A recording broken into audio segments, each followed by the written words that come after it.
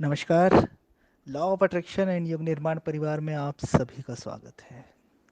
एक बार सुकरात समंदर के किनारे टहल रहे थे। वहां पर उन्हें एक बालक दिखता है जो प्याले में समंदर को भरने का प्रयास कर रहा होता है। सुकरात उस बालक के पास जाते हैं और पूछते हैं, तुम ये क्या कर रहे हो? तो बच्चा बोलता है कि मैं इस समंदर को इस प्याले में भर कर ही रहूंगा। मैं इस पूरे समंदर को इस प्याले में ला देना चाहता हूँ। उस बच्चे की जिद को देखकर सुकरात के भीतर एक अंतर्दृष्टि उठी और वो सोच में पड़ गए कि मैं भी तो कहीं ऐसा ही नहीं कर रहा कि सारे के सारे ज्ञान को अपनी छोटी सी बुद्धि के माध्यम से अर्जित करना चाहता हूँ। सारे के सारे ज्ञान को अपनी बुद्धि में भर लेना चाहता हूँ, अपने मन में भर लेना चाहता हूँ। इस बालक और मुझ में क्या फर्क है? ऐसा सोचते सोचते सुकरात की आंखों में आंसू आ गए और वो भी बच्चे को समझाने लगे कि ये संभव नहीं है कि तुम इस प्याले में समंदर को भर लो। सुकरात के समझाने पर वो बच्चा प्याले को समंदर में फेंक देता है और कहता है कि ये प्याला तो मेरे समंदर में नहीं आ सकता, लेकिन इस समंदर तो प्याले में समा सकता है ना। इतना सुनते ही सुकरात उस बच्चे के चरणों में झुक गए, पैरों में झुक गए, उसे शत शत नमन करने लगे और कहने लगे कि कितना अपूर्व सूत्र तुमने मुझे दे दिया, कितनी अद्भुत शिक्षा तुमने मुझे दे दी कि अगर कोई ज्ञान, सारे का सारा ज्ञान मेरी बुद्धि में नहीं समा सकता, किंतु मैं अपनी बुद्धि को तो उस ज्ञान में, उस परम ज्ञान में, उस परमात्मा में लीन कर सकता हूँ।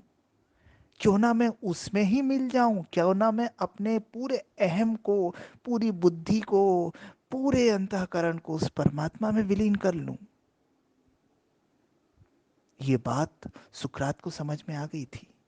एक बच्चे की छोटी सी जिज्ञासा ने, छोटी सी हरकत ने एक अद्भुत सूत्र दे दिया था।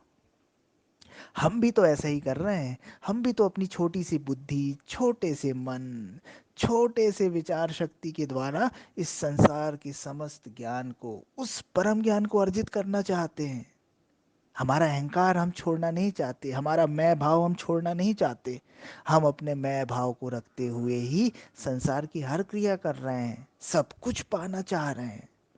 लेकिन अगर हम अपने अहंकार को, अपने सो कॉल्ड ज्ञान को, अपने इस स्वयं के द्वारा बनाए हुए मैं को परमात्मा में लीन कर दे, उस विराट में शामिल कर दे, तो हम भी वहीं पहुंच जाएंगे जहां वो परमात्मा है। हम भी उसके समकक्ष खड़े हो जाएंगे। हम में और उसमें भेद नहीं रह जाएगा। प्याला समुद्र में मिल जाएगा, फिर प्याला भी समुद्र ही हो जाएगा, समुद्र का ही अंग बन जाएगा। तो हमें भी जीवन में यही करना चाहिए। क्षुद्रताओं में, छोटी छोटी चीजों में नहीं उलझने चाहिए, बल्कि पूर्ण समर्पण के साथ अपने कामों को करना चाहिए। अपने मन, बुद्धि, विचार को उस परम सत्ता के अधीन कर देना चाहिए। उसके निमित्त होकर काम करना चाहिए। उसके प्रति समर्पण भाव से काम करना चाहिए। सुकरात की ये कहानी हर किसी के लिए प्रेरणादायी है, हर किसी को सीख देती है। सुकरात ने तो सीखा, हम भी सीखें, ऐसी ही कामना है। Thank you so much.